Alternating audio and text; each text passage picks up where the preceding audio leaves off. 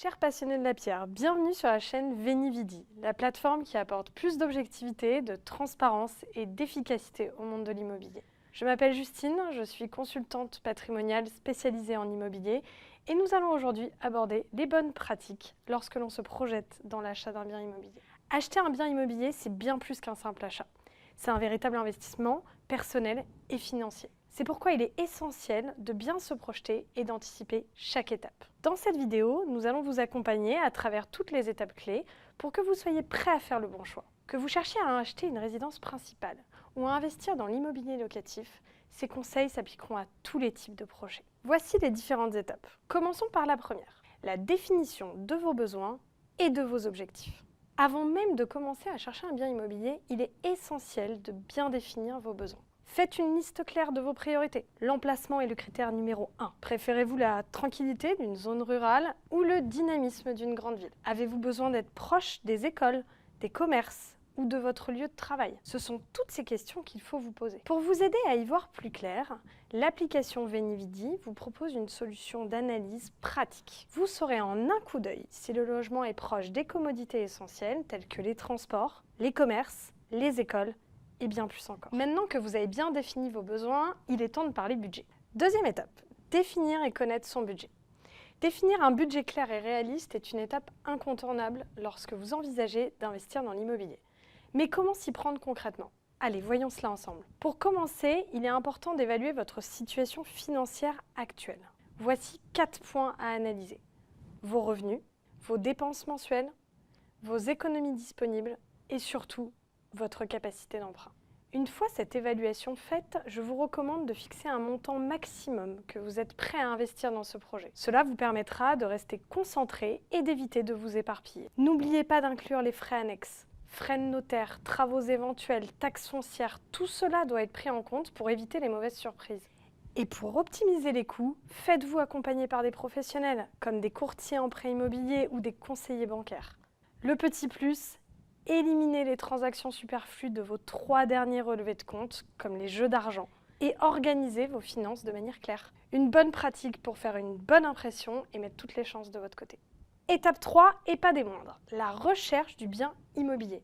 C'est une étape excitante, mais elle peut aussi être un peu complexe. Alors comment s'y prendre efficacement? Pour commencer, vous pouvez utiliser plusieurs plateformes. Par exemple, les sites de particulier à particulier.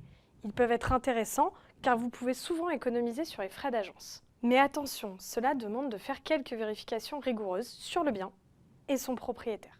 D'ailleurs, saviez-vous que plus de 70% des gens essaient de réaliser leurs transactions immobilières seuls, mais seulement 30% y parviennent vraiment? Si vous préférez quelque chose de plus classique, vous pouvez faire appel à une agence immobilière ou à un réseau de mandataires. Ces professionnels ont une connaissance approfondie du marché et peuvent vous proposer des biens adaptés à vos besoins et à votre budget. Ils organisent les visites pour vous et cerise sur le gâteau, ils peuvent négocier le prix. Une autre option, c'est de faire appel à un chasseur immobilier. Lui, c'est en quelque sorte l'expert de la recherche.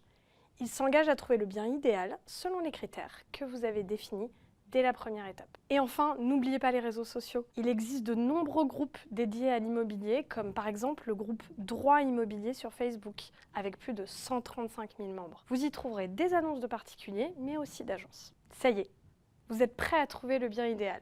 Mais avant de devenir propriétaire, il reste quelques étapes essentielles. Étape 4, la négociation. L'offre d'achat est le premier pas. Elle doit être écrite à un prix réaliste et avec une durée de validité limitée. Seul l'acquéreur peut se désister une fois l'offre acceptée. La négociation est essentielle pour obtenir le meilleur prix. Comparez les prix du marché dans la zone, par exemple, avec l'outil d'analyse de Venividi. Cela vous permettra d'appuyer votre offre avec des données factuelles. En 2024, tout bien confondu, on estime la marge de négociation à 8,8%. Alors n'hésitez pas, négociez.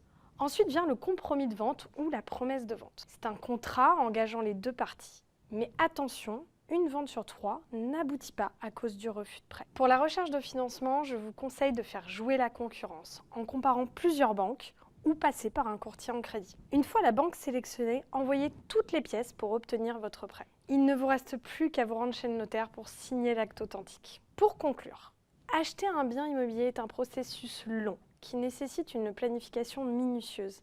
Alors mon conseil, soyez patient. Si vous faites les choses correctement dès le début, vous pouvez obtenir un résultat plus que satisfaisant sur le long terme. Et surtout, profitez de votre achat immobilier et de votre nouveau chez vous. Avec ces bonnes pratiques, vous êtes prêt pour une expérience d'achat immobilier réussie. De nouvelles vidéos arrivent chaque mois, pensez à vous abonner en un clic juste ici. À bientôt.